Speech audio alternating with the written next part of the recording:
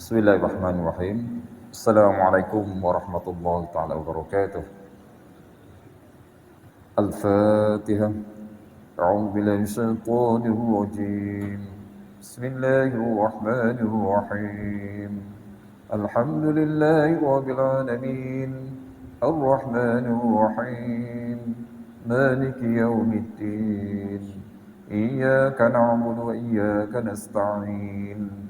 اهدنا الصراط المستقيم صراط الذين أنعمت عليهم غير المغضوب عليهم ولا الضالين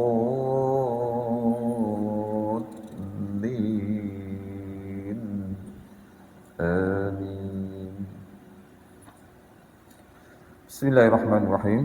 الحمد لله رب العالمين وبه نستعينه ونؤمن به ونتوكل عليه ونعوذ بالله من شرور أنفسنا ومن سيئات أعمالنا من يهد الله فلا مضل له ومن يضلل فلا هادي له أشهد أن لا إله إلا الله وحده لا شريك له وأشهد أن محمدا عبده ورسوله رب اشرح لي صدري ويسر لي أمري واحلل عقدة من لساني يفقهوا قولي سبحانك لا علم لنا إلا ما علمتنا إنك أنت العليم الحكيم اللهم افتح بيننا وبين قومنا بالحق وأنت خير الفاتحين اللهم فقهنا في الدين وعلمنا علما نافعا يا أرحم الراحمين أما بعد.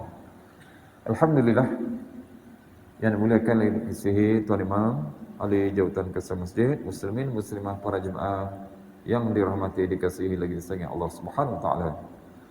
Bersyukur kepada Allah SWT di pagi yang berbahagia ini. Masih lagi kita diberi kekuatan dan taufik kepada Allah SWT. Dapat kita mengibarahkan maaf Allah SWT. Dapat kita tunai fardu subuh berjemaah. Dan dapat kita melangsungkan lagi dalam pelajaran tafsir. Jadi insyaAllah sebagai kita berlangsungkan, kita lihat surah Ali Imran ayat 186. Ayat 186. Baik, sebagai renungan kita dalam ayat lepas.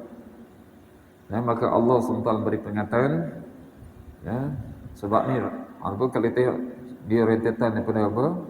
Peperangan Uhud dahulu, ya. Jadi Allah jadikan setiap jiwa pasti akan merasai kematian. Dan mereka akan dibalas pada hari kiamat nanti. Jadi oleh sebab itu, sesiapa yang Allah Ta'ala selamatkan daripada api neraka, dimasukkan ke dalam syurga, maka dialah orang yang mendapat kejayaan yang sebenar, ya, kejayaan yang hakiki tadi. Dan Allah tak beri peringatan lagi bosnya, kehidupan di dunia ini hanyalah kesenangan buat sementara dan kebanyakan adalah penipuan. Manusia terpedaya, ya, banyak masa mereka, banyak usaha mereka dalam perkara-perkara yang jauh daripada mengasihi Allah Subhanahu Wa Taala, ya. Itulah Allah jadikan dunia ini penuh dengan ujian. Baik, itu yang dunia. Maka jadi seterusnya Allah jelaskan bahawanya, setiap jiwa itu yang beriman pasti akan diuji. Pasti akan diuji. Malahan dia akan mendengar cemuhan-cemuhan ataupun gangguan daripada musuh-musuh Islam. Kita lihatlah zaman Nabi SAW itu lebih berat, ya. Zaman kita sekarang pun macam-macam, ya. Kadang-kadang bukan kita daripada orang lain, orang yang mengaku Islam sendiri pun menjadi gangguan kepada kita juga, ya. Jadi insya-Allah kita lihat pada ayat yang seterusnya. A'udzu billahi minasyaitonir rajim. La tublawunna fi amwalikum wa anfusikum wa la tasma'unna minal ladhina utul kitaba min qablikum wa minal ladhina asyraku adhan katsira wa in tasbiru wa tattaqu fa inna dzalika min azmil umur. Jadi dalam ayat ni Allah berfirman, latablawunna fi amwalikum wa anfusikum. Datang dengan lam takkid lagi tu depan, lam kemudian ada nun bersabda tu, dia panggil takkid, nak kukuhnya. Iaitu Allah jelaskan ni, kamu wahai umat Islam, pasti dan sememangnya sungguh-sungguh akan diuji terhadap terhadap apa? Allah sebut ni dua perkara. Fi amwalikum, terhadap hartamu, wa anfusikum, dan dirimu. Jadi Allah kaitkan dua perkara ni, harta dan diri. Jadi ada ujian mereka. Kalau kita lihat dah pada harta, ujian macam mana? Cuba lihat. Ada orang yang tamakkan keduniaan. Ada secara tu. Ada orang kata ada yang senang, ada yang susah. Itu sebagai ujian daripada Allah SWT. Dan pada diri pula, ada sakit demam, ada sebagainya. Yalah, itu yang biasa. Malahan mungkin ada perkara-perkara lain lagi yang akan berlaku. Jadi tak dapat tidak, maka sebenarnya sini Allah SWT nak supaya kita berpegang teguh kepada Allah, bertawakal dengan bersabar. Itu situ. Baik, ini samalah seperti mana Allah sebut dalam surah Baqarah juga, ayat yang lepas dulu.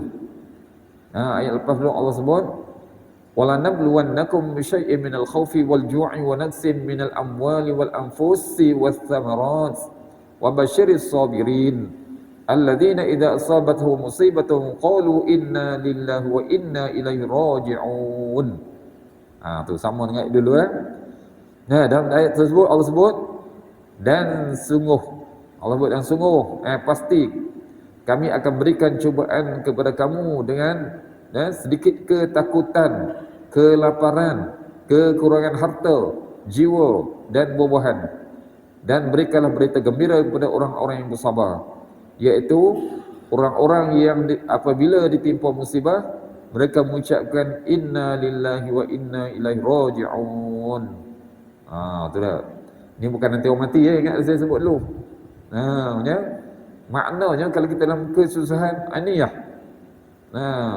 Kalau kita dengar orang lain pun kena musibah pun kena sebut ni juga. Kalau orang kata ada siapa mati, orang kenalah faham ini bukan mati. Maknanya baik buruk tu semua datang kepada Allah. Sebab itu inna lillah, kita ni milik Allah. Wa inna ilaihi raji'un, kita pasti akan kembali kepada Allah Taala. Allah akan balas semua itu. Tu. Baik, jadi maksud di sini adalah ini merupakan satu benda yang Allah sebut kepastian. Kepastian bahawa seorang mukmin itu akan diuji berkaitan dengan hartanya, dirinya, adalah anak-anak, keluarga, semua. Cuba kita lihat dalam keluarga pun ada ujian. Dan semua itu Allah uji mengikut sekadar keimanannya. Allah bukan zalim. Allah bukan zalim. Jadi orang yang kuat imannya, maka Allah Ta'ala beri ujian lebih lagi. Cuba lihat para Anbiya alaihi wassalam, mereka iman mereka tinggi tak? Jadi Allah Ta'ala uji lebih lagi. Kita pula ni iman hak yang bukan kata hebat macam mereka. Jangan pula diminta, ya Allah ujilah aku. Jangan. Nanti Allah uji nanti. Tak mampu pula kita nak go tadi. Tu. Baik. Jadi itulah kita kena faham apa yang berlaku sini ujian. Ujian itu Allah Ta'ala nak menguji keimanan kita. Redha tak dengan apa yang Allah Ta'ala jadikan itu. Kalau redha dengan penuh kesabaran, maka pahalanya amat tinggi. Pahalanya amat tinggi. Bila sebut harta macam-macam lah yang saya sebut tadi. Ada orang senang, ada orang susah. Kalau senang pun Allah uji juga senang. Macam mana nak menguruskan harta dia? Kedekut dah, tak mau dah. Keluar zakat ke? Itu mana? Kalau hak miskin pula Allah Ta'ala uji juga. Nak lihat dia redha dengan qadar Allah Ta'ala tak? Tapi jangan kata redha sampai tak kerja langsung. Itu pemalas namanya, tak boleh. Kena usaha. Sebab rezeki itu Allah Ta'ala bagi mengikut pada usaha kita. Tu. Okey, baik. Kemudian bila kita diri tadi nampak tak, bukan kata diri kita ni kita sendiri saja. Mungkin dalam keluarga kita, anak, isteri, ujian macam-macam. Ada kesusahan, ada sakit demam, ada apa sekali tu, semuanya itu ujian pada Allah Subhanahu Wa Taala. Okey, maka kemudian sebab ini Allah tunjukkan pada zaman Nabi sallallahu alaihi wasallam. Sebab apa cuba kita lihat. Masa di Mekah, Rasulullah hanya dengan orang Arab saja. Ujian dengan orang Arab saja. Tapi bila mana Rasulullah SAW berhijrah ke kota Madinah, tambah lagi. Sebabnya di Madinah pun ada orang Arab, malahan tambah lagi orang Yahudi lagi. Tambah lagi ya. Sebab tu Allah kaitkan sini ayat yang seterusnya Allah sebut. Wala tasma'unna minal ladzina utul kitaba min qablikum wa minal ladzina asyraku adzan katsira. Atau jelaskan. Dan juga kamu pasti akan mendengar dari orang-orang yang diberikan kitab sebelum kamu. Sebelum yang diberi kitab sebelum kamu. Mana orang Yahudi ya. Sebab kita ni umat Islam, umat Nabi SAW kemudian dapat Quran. Itu Allah sebutkan yang ujian pada ahli kitab. Kemudian tak cukup lagi pada ahli kitab dah. Wa minal ladzina asyraku, dan dari orang-orang yang menyekutukan Allah. Mana orang yang musyrikin, ya, orang yang tidak beriman kepada Allah Taala. Apa yang akan dengar tadi? Adzan katsira, gangguan yang banyak. Gangguan yang banyak dia yang menyakitkan hati. Bukan sedap dah. Tak sedap nak dengar sebagainya. Baik, jadi sini kata ahli tafsir, jadi apa? Ayat ini Allah tujukan kepada kaum mukminin yang datang daripada Mekah. Itu puak-puak Muhajirin. Ketika mana mereka tiba di Madinah. Ketika tiba di Madinah, ini sebelum berlakunya peperangan Badar. Sebab kita ingat peperangan Badar itu berlaku dalam bulan Ramadan tahun kedua Hijrah. Ini selaku perkara. Jadi Allah turunkan ayat ni sebagai untuk menghiburkan hati mereka. Nak ceritanya bahawanya mereka akan menghadapi gangguan. Gangguan yang siksanya daripada ahli kitab dan juga orang-orang musyrikin. Sebab masa mula datang tu bukannya orang Islam ramai. Orang musyrikin lebih ramai lagi. Sebab nak buat amalan nenek moyang tu susah. Sebab zaman mereka itu zaman menyembah berhala. Dah jadi tabiat dah. Jadi tabiat dah apa? Bila dah apa? Nenek moyang dulu menyembah berhala, mari pula anak cucu pun semua berhala juga. Okey. Dan di samping itu Allah Taala perintahkan kepada mereka supaya bersabar. Supaya bersabar. Ini sebabnya apa? Masa awal-awal lagi. Dan beri kelonggaran tu, kemaafan. Kemaafan biarlah dulu. Jangan buat apa-apa lagi pada mereka dah. Sebab apa? Sebab bila mana Allah Ta'ala perintah bersabar, di situ pasti ada janji Allah Ta'ala, iaitu Allah Ta'ala pasti akan menolong mereka. Allah akan hilangkan segala bentuk yang mereka tak senang tadi. Kedukaan mereka, kehebatan mereka terhadap orang yang mencaci mencela mereka itu. Baik. Dan kemudian sebab tu Allah jelaskan wa in tasbiru. Tahu jelaskan. Jika kamu bersabar wahai umat Islam, wa tattaqu, dan bertakwa. Sabar saya tak cukup, kena bertakwa. Tu. Dia sebab apa? Sabar ini tak akan datang. Tak akan datang kekuatannya tanpa takwa. Sebagai contohnya, kita tengok kalau orang tu dia jauh pada agama, kita kata bersabarlah. Bila tempoh dia akan kata, jawab balik kita, kamu pandai lah kata gitu. Kalau kena kamu macam mana? Tu. Tapi kalau takwa, dia akan ingat ini adalah ujian daripada Allah. Walaupun apa yang berlaku pada dia, baik buruk tu dia faham ini takdir daripada Allah SWT. Sebab tu Allah jelaskan, jika kamu bersabar dan bertakwa, kelebihan apa? Fa inna dzalika min azmil umur. Maka sesungguhnya yang demikian itu termasuk urusan yang patut diutamakan. Makna betapa pentingnya. Pertama dalam apa yang berlaku pada kita, ingat kena bersabar. Sebab tu kalau Al-Quran ni, kalau kita lihat daripada setiap juzuk, saya kata setiap juzuk, setiap juzuk Allah sebut sabar. Carilah, pasti ada sabar. Sebabnya daripada zaman Nabi SAW, maknanya rentetan kehidupan mereka itu terutama untuk pegang agama, benda yang amat sulit, amat susah. Sekarang ni senang kita untuk berpegang agama, tapi senang pula kita lepas. Itu dia. Lepas ni mana? Tak beramal. Contoh nak solatlah tak ada orang nak marah apa. Zaman Nabi SAW di Mekah, mana mereka boleh solat? Kalau solat akan disiksa oleh orang kafir. Allahu Akbar. Hingga pergi ke Madinah lah. Bila terbentuknya kekuatan pada orang Islam, barulah yang macam mana kita ada sekarang ni. Boleh solat berjemaah dengan senangnya sebagainya. Allahu Akbar. Baik, dalam tafsiran ayat ini, baik Imam Bukhari, dalam riwayat Imam Bukhari, Sahih Bukhari. Baik diriwayatkan daripada Usamah bin Zaid. Usamah bin Zaid radhiyallahu anhu, dia menceritakan. Ni.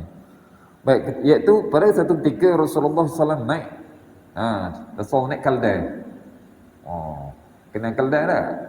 Keldai ni dia kecil daripada kuda ya. Tu. Rasulullah menaiki seekor keldai, kemudian di atasnya ada hamparan selimut.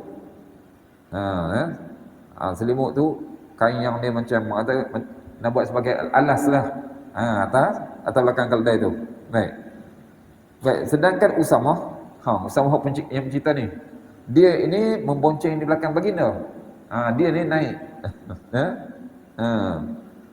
Baik, kalau kita faham siapa Usamah? Ayah dia Zaid. Zaid tu Zaid bin Harisah. Zaid bin Harisah dulu adalah anak angkat Nabi. Jadi Usamah tu macam cucu lah. Tu macam cucu kepada Nabi tu. Tu. Okay, baik. Jadi Usamah bin Zaid tu dia naik di belakang Nabi. Tujuannya mereka untuk pergi menziarah Sa'ad bin Ubadah. Tu. Sa'ad bin Ubadah ni dia tinggal di kalangan Bani Haris daripada puak Khazraj. Satu puak Arab di Madinah. Dan peristiwa ini berlaku sebelum peperangan Badar. Sebelum berlaku peperangan Badar tadi. Jadi Usamah mengatakan, dia cerita dah. Kemudian baginda melalui satu majlis, jadi tempat orang duduk lah, yang ada di sana Abdullah bin Ubay bin Salul. Sebab Abdullah bin Salul siapa tak kenal dah. Ini ketua munafik Abdullah ada situ. Baik, ketika itu sebab ni sebelum peperangan Badar Abdullah bin Ubay bin Salul ketika itu dia belum zahir lagi Islam dia. Dia sebelum zahir lagi Islam dia tadi. Baik, dalam majlis tersebut bercampurlah, ada yang Islam, ada yang musyrik, yang menyembah berhala itu. Juga ada ahli kitab di kalangan orang Yahudi. Sebab orang Yahudi tu mereka berada kebanyakan di sekeliling pinggir Madinah. Jadi biasalah mereka mari di Madinah tadi. Baik, dalam majlis tersebut ada seorang sahabat, iaitu namanya Abdullah bin Rawahah. Ini sahabat ni masyhur juga nama dia. Abdullah bin Rawahah radhiyallahu anhu. Baik. Jadi tu. Tak kala Nabi SAW dia lalu kawasan tadi, biasalah bila binatang lalulah. Maka bila binatang tu dia pijak debu, maka debu pun berterbangan. Debu berterbangan dah. Jadi Abdullah bin Ubay bin Salul ni dia tutup hidung dia. Debu dia tutup hidung dia, dia guna selendang. Biasanya mereka letak atas bahu dah, selendang. Sambil dia berkata, apa? Jangan mengotori kami dengan debu. Sebelum dia masa dia mencela Rasulullah. Dia mencela Rasulullah tu. Benar. Baik Jadi kemudian tak apa, Rasulullah buat tak boleh dah. Rasulullah pun dah sampai, maka Rasulullah ucapkan salam. Ucapkan salam kepada mereka, Rasulullah berhenti. Rasulullah turun pada keldai tadi. Dan di situ maka Rasulullah dakwah mereka. Rasulullah ajak supaya mereka tinggalkan penyembahan berhala kepada menyembah Allah Subhanahu Wa Taala. Jadi baginda bacakan ayat Quran kepada mereka. Baik. Jadi Abdullah bin Ubay bin Salul, masa tu dia tak tunjuk lagi kemunafikan dia juga. Dia pun tak kata Islam lagi dah tu. Baik, jadi dia kata kepada orang dengar tadi, wahai saudara, tidak ada satu pun yang lebih baik dari apa yang engkau kemukakan. Tu maksudnya dia sebenarnya mempermainkan Nabi tu. Mana apa kau cakap tu baik sangatlah. Baik, sebab tu dia kata jika benar apa yang kau kata itu, kalaulah betul apa yang kau kata tu, janganlah engkau ganggu kami dengan kata-kata itu di majlis kami. Nampak dia tahu. Soalnya apa? Tak itu tunggu sinilah, pergilah cari orang lain. Itu dah. Sebab tu dia kata apa? Teruskan sahaja perjalananmu, ceritalah kepada orang yang kamu bertemu dengannya. Tak payahlah nak cerita kepada kami. Soalan macam tu. Nampak dah? Itu perangai Abdullah bin Salul dah tunjuk dah. Tu. Baik. Lalu Abdullah bin Rawahah. Abdullah bin Rawahah dia berkata, nah, sebab dia dengar apa? Abdullah bin Ubay kata gitulah. Ini apa dah? Abdullah bin Rawahah dia kata kepada Rasulullah, kami terima perkataanmu wahai Rasulullah. Iaitu mana? Kau ajak kami beriman kepada Allah, ya kami terima wahai Rasulullah. Malahan dia minta lagi, perdengarlah kepada kami dalam majlis-majlis kami ni. Mana nasihatkan lagi, cerita lagi. Kami suka. Itu dizahirkan oleh Abdullah bin Rawahah. Kami suka dia. Maka di situ sebabnya apa? Dalam orang ramai tu ada yang Islam, ada hak munafik, ada hak Yahudi. Maka ada hak suka, ada yang tak suka. Tidak. Ni hinggalah hak ni kata gini, hak gitu, hampir bergaduh. Hampir bergaduh sesama mereka tadi. Jadi Nabi SAW pun meleraikan, menenangkan mereka dah. Maka mereka pun lepas tu diam. Lalu baginda sallallahu alaihi wasallam pun tak nak panjangkan lagi. Rasulullah naik semula keldai ni tadi dan teruskan perjalanan. Sampai Rasulullah sampai ke rumah Sa'ad bin Ubadah. Sa'ad bin Ubadah. Jadi bila telah sampai kepada rumah Sa'ad tadi, maka Nabi berjumpa dengan Sa'ad. Jadi kata Rasulullah kepada Sa'ad, ceritakan apa yang berlaku dah. Wahai Sa'ad, tahu tak engkau apa yang dikatakan oleh Abu Hubab? Abu Hubab itu adalah panggilan kepada Abdullah bin Ubay, yang ketua munafik itu. Jadi baginda pun ceritalah apa yang diperkatakan oleh Abdullah bin Ubay tadi. Lalu Sa'ad pun berkata, dah, wahai Rasulullah, maafkanlah dia. Maafkanlah dia, biarkanlah dia dulu. Jangan kata apa dah, biarkan saja. Maafkanlah. Tu. Baik, malahan Sa'ad bersumpah, demi Tuhan yang menurunkan Al-Quran kepadamu ya Rasulullah, Allah telah datang kepada kamu dengan wahyu kebenaran yang diturunkan kepada kamu. Tuan dia membenarkan apa yang dibuat oleh Rasulullah tadi. Baik, tu. Cuma kata dia, ni hak tu yang dia beritahu kepada Rasulullah. Kampung yang duduk tadi, dia kata manakala penduduk kampung ini mereka telah sepakat, iaitu mereka telah melantik Abdullah bin Ubay sebagai pemimpin puak tadi. Hak tu yang jadi orang debel tu dah. Dia dilantik sebagai apa? Ketua. Kalau soal ni insya-Allah mari kita macam top 4 lah. Kalau kecil tu kena. Macam top 4 tu. Ada? Tak. Baik, jadi ketika mana Allah menyanggah dengan kebenaran yang diturunkan kepadamu ya Rasulullah, maka dia tersekat, iaitu dia merasa iri hati dengannya. Maknanya apa? Dia bimbang nanti pengaruh dia tu hilang. Inilah kita tengok setiap zaman orang ada ketua, orang jadi ketua dia ada pangkat, dia ada kedudukan, dia bimbang satu hari dia jatuh. Memanglah. Tak kira saya kata ahli politik mana pun macam tu kan. Takut kerusi goyang ke? Macam-macam lah kan buat. Sebab itulah kata Sa'ad, maka dia pun berbuat sebenarnya yang kau lihat Rasulullah. Tak? Sebab nak jaga apa? Tu nak jaga supaya dia ni tak hilanglah kedudukan dia tadi. Maka sebabnya tadi Sa'ad kata maafkan dia, maka Rasulullah maafkanlah, tak apalah, kita maafkanlah. Tu. Bersama tu sama dengan hak ayat tadi. Okey, baik. Jadi apa? Maka Rasulullah dan juga sahabat-sahabatnya maafkan orang munafik. Hak yang tadi, orang musyrik, ahli kitab tadi. Sebab mana Allah SWT perintah. Allah perintahkan pada ayat yang apa? Sebabnya tengok dalam ayat tadi. Pertama Allah jelaskan kamu akan mendengar apa? Mendengar ni perkataan buruk perkataan buruk daripada ahli kitab dan orang yang musyrikin. Musyrikin termasuk pun munafik musyrikin lah. Akan dengar apa? Ataupun gangguan-gangguan yang banyak yang akan menyakitkan hati Tapi Allah sebut apa? Kalau engkau boleh bersabar, itu yang Nabi ambil dah. Kalau engkau boleh bersabar dan bertakwa, itu lebih baik. Itulah perkara yang dituntut. Perkara yang dituntut tadi. Allahu Akbar. Maka itulah yang Rasulullah SAW Cuba lihatlah betul lah Rasulullah ni orang yang banyak sabar lah. Sebab tu dalam 5 orang Rasul ulul azmi, maka Rasulullah yang paling hebat sekali.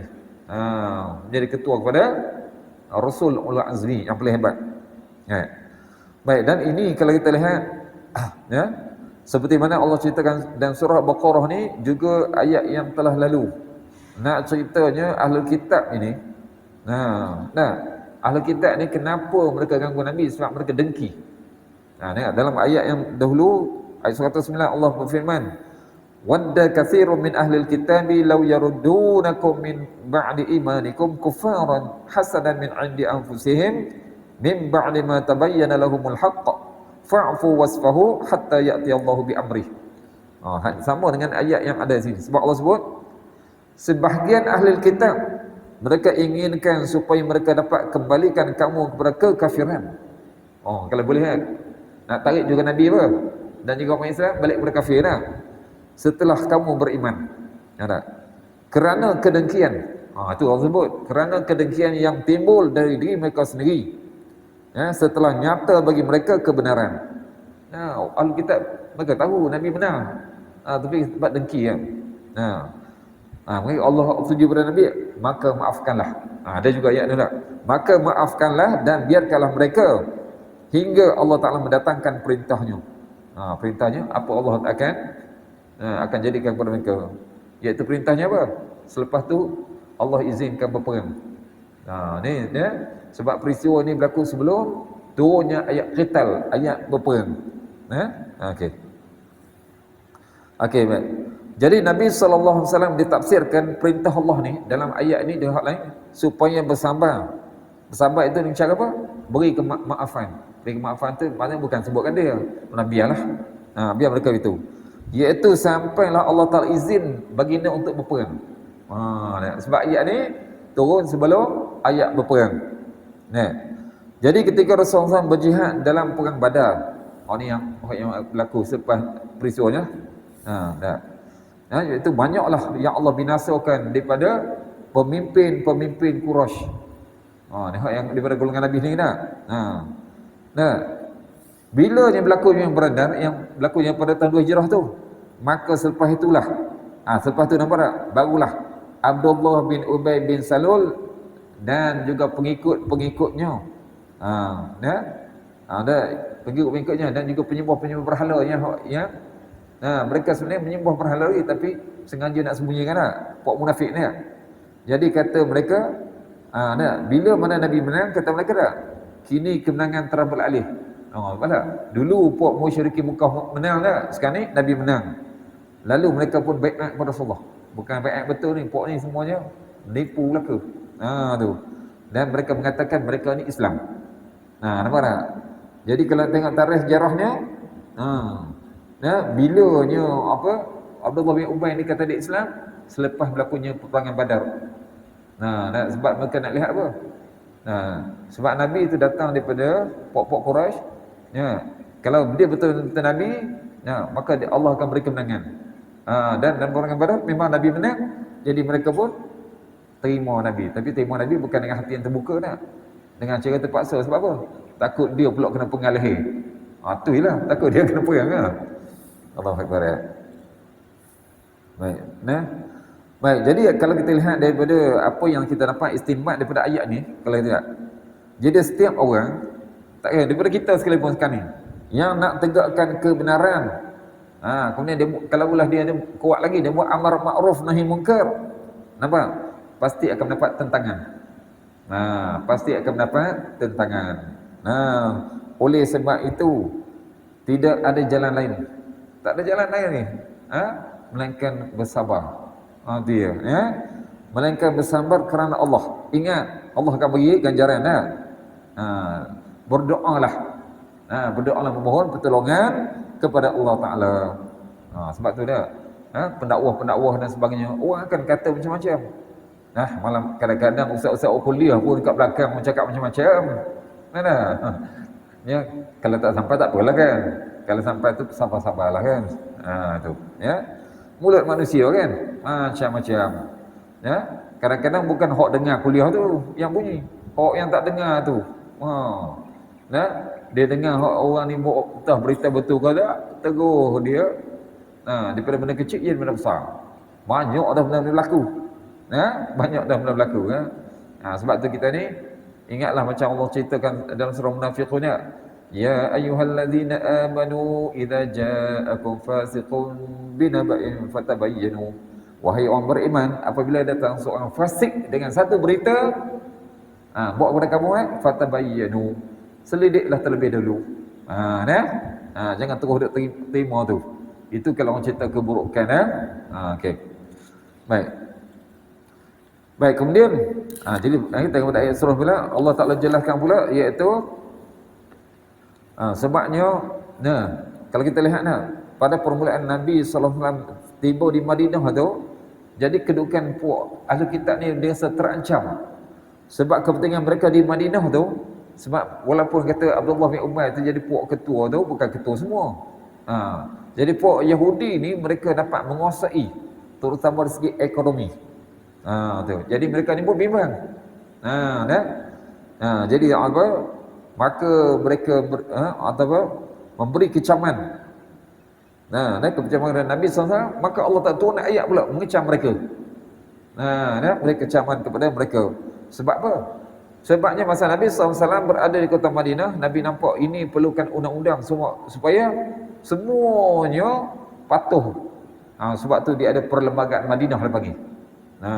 Termasuk puak Yahudi pun ada dalam tu. Apa yang mereka kena terima sebagainya. Antaranya kalau Madinah ataupun ni Nabi SAW diganggu oleh orang luar ataupun diserang oleh luar, maka puak Yahudi kena tolong. Itu memang ada. Tapi mereka yang rosakkan perjanjian. Bukan mereka tolong Nabi. Mereka nak serang Nabi lagi ada. Ini kalau kita tengok sama lah puak Yahudi zaman Nabi SAW, sama dengan ada pada zaman Nabi Musa dah. Masa zaman Nabi Musa pergi ambil kitab Taurat kan. Bawa 70 orang pembesar-pembesar lah. Tahu dah yang apa Allah Taala buat turun kitab Taurat tadi. Tak nak terima. Tak nak terima tu. Sebab tu Allah jelaskan kata mereka dah. Sami'na wa asaina.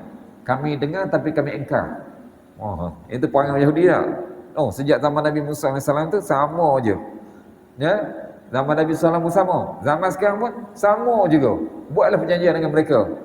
Hari ni buat, entah bukan sampai esok. Petang nanti dah rosak dah. Dah kata tu. Okey, insya-Allah kita lihat kepada ayat yang lain lagi lah. Ayat yang seterusnya.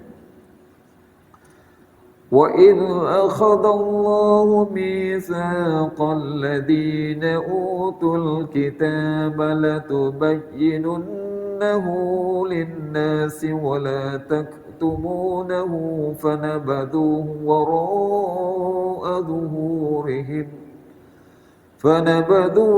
وَرَاءَ ظُهُورِهِمْ وَاشْتَرَوْا بِهِ ثَمَنًا قَلِيلًا فَبِئْسَ مَا يَشْتَرُونَ. Ayat ni turun Allah kecam tentang ahli kitab sebab mereka pernah mengambil perjanjian dengan Allah Ta'ala tapi mereka yang membatalkan. Bayangkanlah dengan Allah Ta'ala pun mereka boleh batalkan, apatah lagi nak buat perjanjian dengan manusia dah. Siapa manusia? Macam mereka juga. Allahu Akbar. Baik, jadi kalau kita lihat di sini, maka ini kalau kita ini merupakan apa? Celaan dan ancaman Allah Ta'ala terhadap ahlul kitab. Walaupun kita dengar ahlul kitab iaitu puak Nasara, puak Yahudi Nasara, tapi di Madinah banyak Yahudi banyak Yahudi tadi. Baik, Allah Ta'ala mengambil janji kepada mereka. Janji kepada mereka pula tadi iaitu melalui lidah para nabi.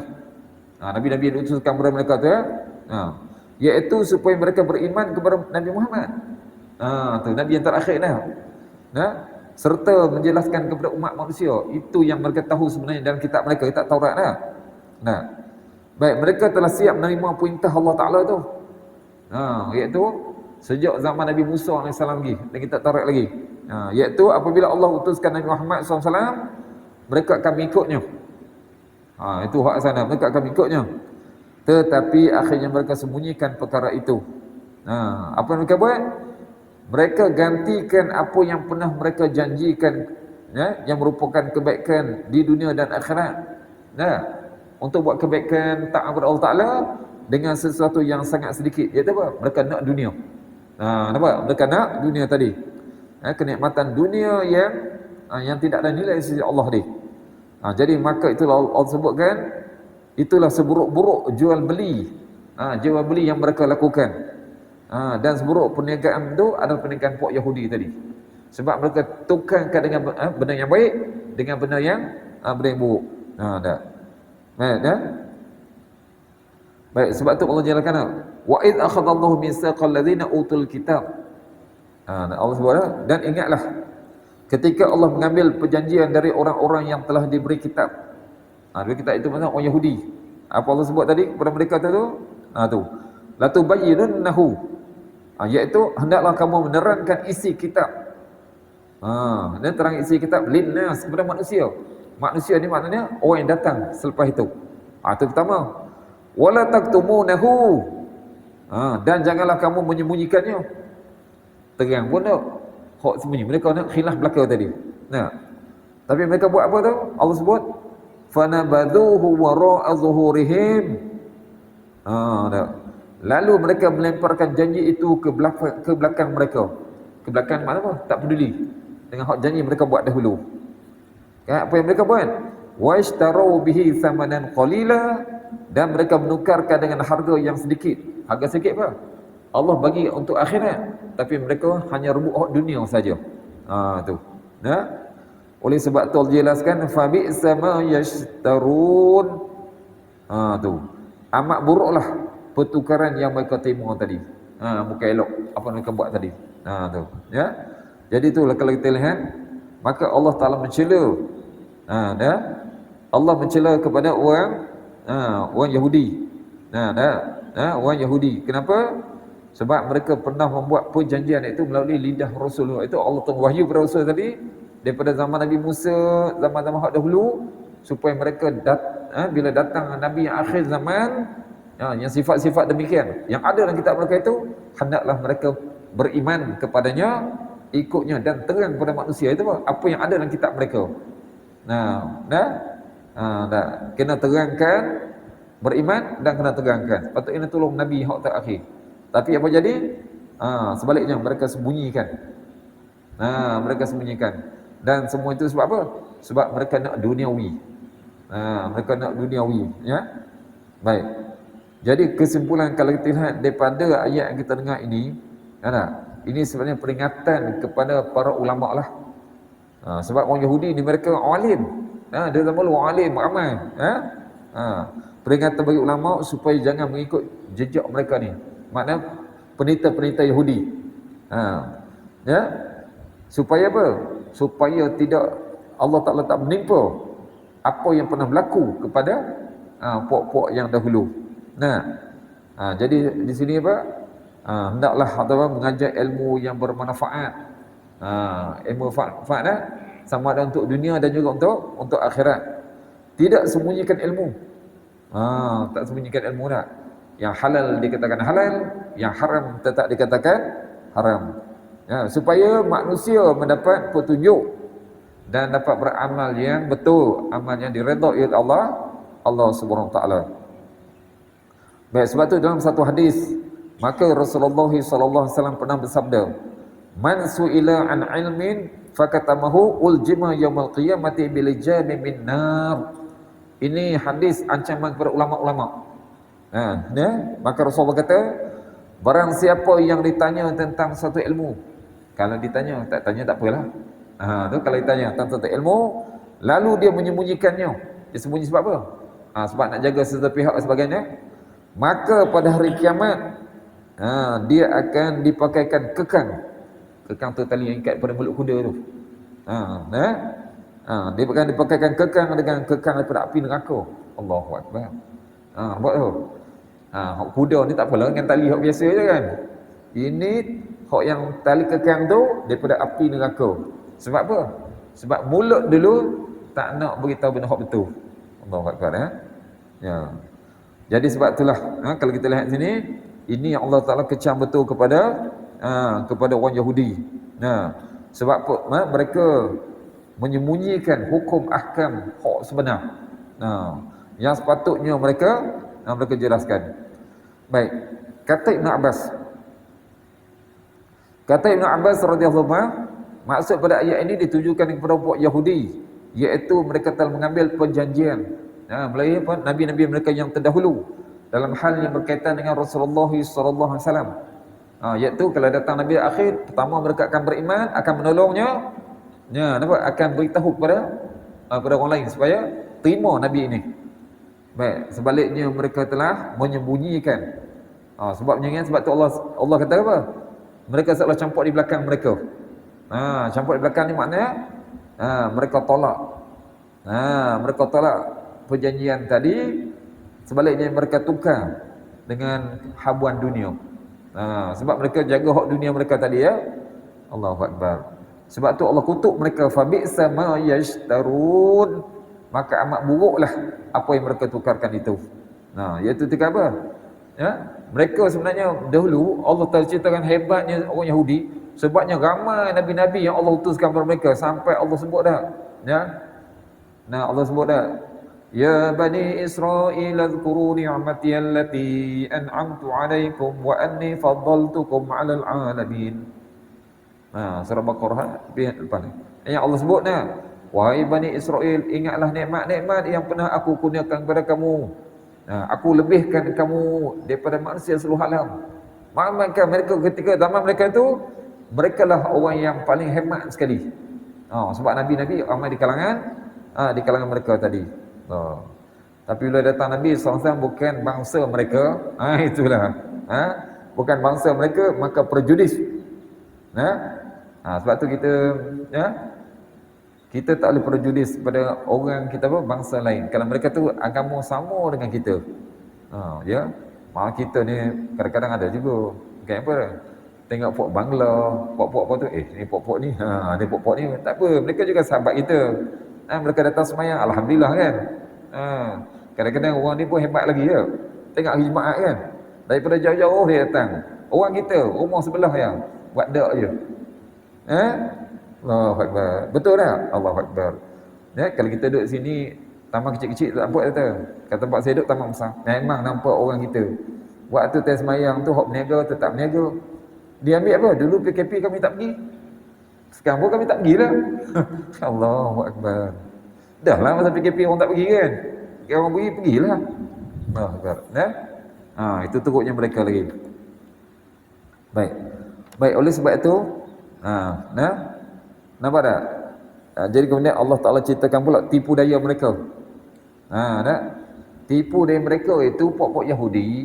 Nampak tak? Mereka mereka sengaja menipu orang. Menipu dunia punya. Tujuannya untuk mendapat pujian. Dapat pujian, sedangkan mereka tak buat pun apa yang mereka akan kata itu. Tengok ayat seterusnya. La tahsabanna alladhina yafrahuna bima ataw wa yuhibbuna an yuhmadu bima lam yaf'alu fala tahsabannahum bimafazatin minal adab walahum adabun alim.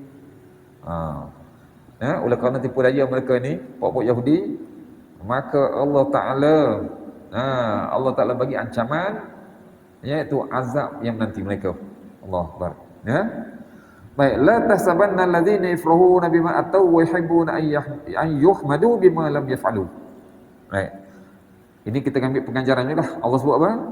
Janganlah sekali-kali kamu menyangka bahawa orang-orang yang gembira dengan apa yang telah mereka kerjakan dan mereka suka supaya dipuji terhadap perbuatan yang belum mereka kerjakan.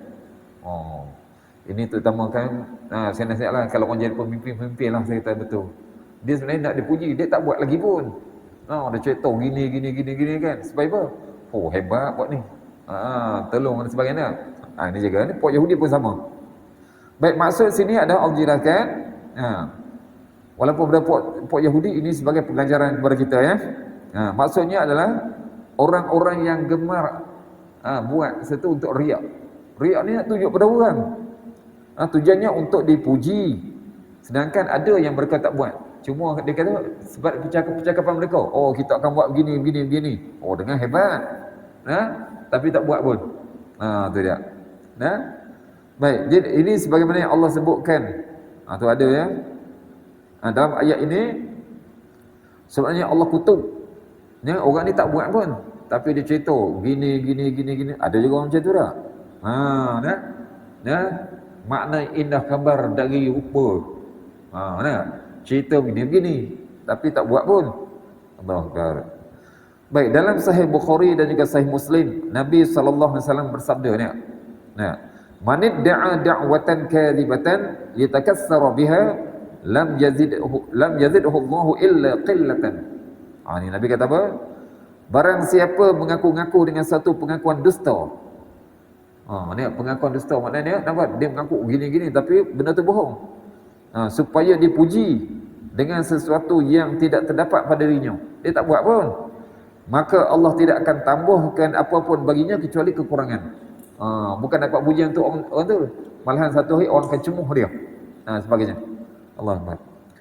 Baik, dalam kitab sahih juga Rasulullah bersabda, al-mutasyabbi'u bima lam yu'ta kalabisi thawbai dhurin. Ini Nabi bagi perumpamaan ya. Orang yang ingin dipuji, dia buat apa tak kiyalah. Orang yang ingin dipuji dengan sesuatu yang tidak ada pada dirinya adalah seperti orang yang memakai dua pakaian palsu. Dua pakaian palsu macam mana? Ini adalah hadis. Lengan baju ada kan hak yang kita nampak dia ada hak yang jet di tengah ni kan. Padahal sama je. Seolah macam dia pakai dua lapis. Nipu nak tu. Tu nipu dia bagi. Tak apalah hak fashion tak kisahlah. Tapi nak ceritanya apa? Orang hak macam ni Nabi kata macam orang pakai pakaian yang menipu. Orang nampak tu pakai dua lapis hebat. Padahal tu dia buat dia buat corak-corak kat sini, orang nampak hak ni lain seolah macam lain. Padahal sama je. Daripada pakaian yang sama. Itu maksud di situ daripada hadis tadi. Baiknya. Baik, Imam Ahmad diriwayatkan daripada dikatanya daripada Marwan. Marwan pernah berkata kepada pengawalnya. Ni atau khalifah khalifah Marwan tu. Baik, ini pengawalnya dia kata, wahai Rafi', pergilah kamu kepada Ibn Abbas. Jumpa Ibn Abbas dan katakan kepadanya, jika setiap orang daripada kami merasa senang dengan apa yang dilakukannya dan suka mendapat pujian atas sesuatu perbuatan yang tidak dikerjakannya, yang tak buat, kemudian kami mendapat siksaan, apakah kita semua akan diazab? Semua akan diazab ke? Tu suruh bila Rafi' pergi jumpa Ibn Abbas. Maka bila Rafi' tak Ibn Abbas, kata Ibn Abbas, mengapa kamu mempermasalahkan ayat ini? Ayat tadilah. Padahal ayat ini turun bukan berkenaan dengan kamu. Ayat ini turun berkenaan dengan ahli kitab. Ahli kitab tu puak Yahudi tu. Maka setelah itu pun, maka Ibn Abbas pun baca ayat tadilah. Ayat tadi iaitu tentang masalahnya ahli kitab yang Allah turunkan kebenaran kepada mereka tapi mereka sembunyikan. Kemudian mereka nak supaya orang puji mereka. Baik, kata Ibn Abbas, Nabi SAW pernah bertanya kepada ahli kitab. Pada ahli kitab puak Yahudi punya satu, tetapi mereka sembunyikan. Dan kan mereka beritahu kepada baginda sesuatu yang lain. Sengaja mereka kepada Nabi pun mereka sembunyi. Kemudian mereka pergi dan mengaku bahawa mereka telah beritahu hal yang sebenar seperti sesuai apa yang ditanya oleh Nabi. Mereka kata Nabi dah jumpa dah. Nabi tanya begini-begini.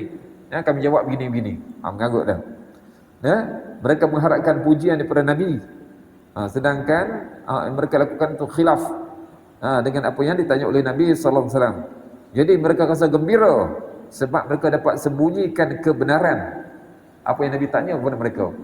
Nampak? Itu perangai mereka Itu yang dikatakan oleh Ibn Abbas. Baik, dalam hadis yang diriwayatkan oleh Imam Bukhari dan kitab sahih, kitab tafsir kepada Imam Muslim. Hadis tentang hadis tersebut. Yang kita dengar tadi. Baik, Imam Bukhari sekali lagi dia riwayatkan daripada Abu Sa'id Al-Khudri. Pada zaman Nabi SAW ada sebahagian orang munafik. Apabila Rasulullah pergi perang, mereka tidak mahu ikut bersama. Dan mereka rasa gembira sebab tak mengikut tu. Sebab apa? Tak matilah mereka ikut Nabi. Gitu. Lalu setelah Rasulullah balik, mereka mencari-cari alasan. Cari alasan untuk beritahu kepada Rasulullah. Malahan mereka pernah bersumpah apa? Mereka pernah bersumpah untuk lepaskan apa? Kerana mereka tadi tujuannya untuk mendapat pujian, sedangkan benda itu mereka tak buat pun. Allahu Akbar. Maka turun ayat ini. Itu dalam Sahih Bukhari ya. La tasabanna allazina yafrahuna bima ataw wa yuhibbuna an yuhmadu bima lam yaf'alu. Janganlah sekali-kali kamu menyangka bahawa orang-orang yang gembira dengan apa yang telah mereka kerjakan dan mereka suka supaya dipuji terhadap perbuatan yang belum mereka kerjakan. Tak buat pun. Ini ada dalam riwayat Muslim pun ada. Baik, jadi Allah sebut kepada mereka dah. Kemudian Allah jelaskan dah. Jangan mereka gembira dah. Fala tahsabannahum bimafazatin minal azab. Itu. Jadi Allah Taala bagi ancaman dah. Janganlah kamu menyangka bahawa mereka terlepas dari siksa. Tu ya. Iaitu maknanya sini janganlah kamu sangka mereka yang dipuji itu mereka akan selamat daripada azab Allah. Bahkan mereka pasti akan akan ditimpakan azab tersebut. Sebab tu Allah sebut walahum adabun alim. Nak kuatkan lagi tu. Dan bagi mereka siksaan yang pedih. Itulah. Jadi inilah yang Allah Taala berikan hal ini kepada pokok Yahudi. Ataupun yang mana mereka yang suka dipuji tetapi mereka buat ataupun di sebalik apa yang mereka lakukan tadi hanya menyembunyikan kebenaran tentang Nabi SAW. Tu. Baik kena kita ingat satu lagi ayat insya-Allah. Jadi Allah jelaskan semua itulah.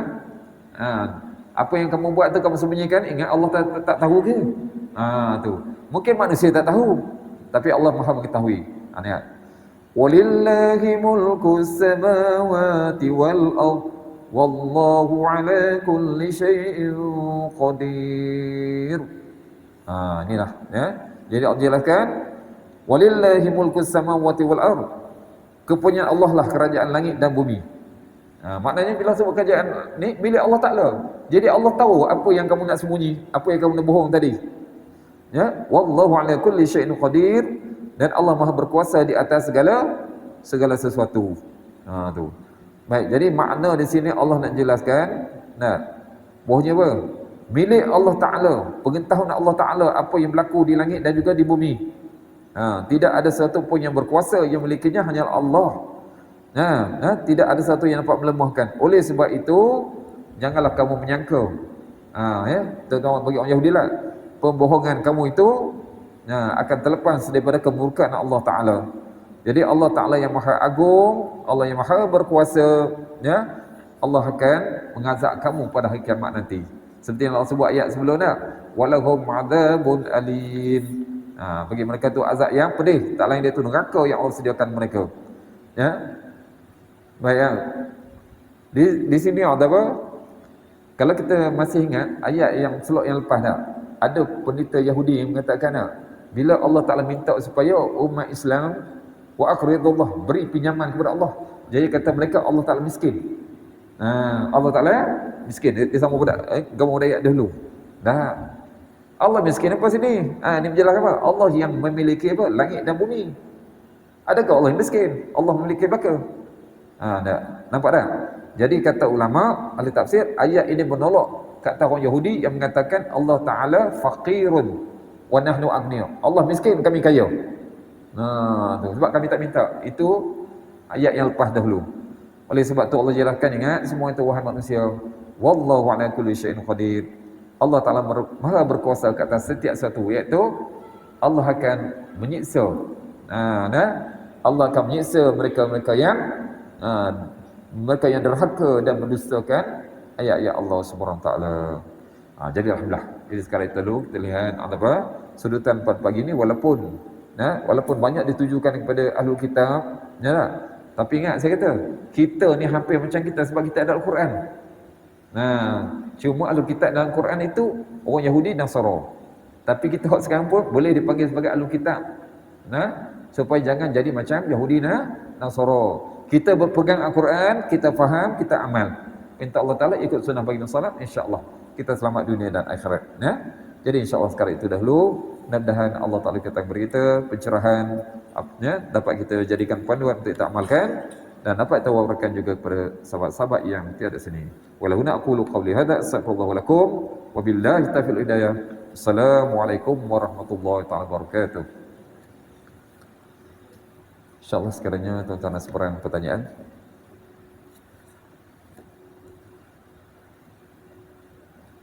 Ya, ada sebarang pertanyaan tak?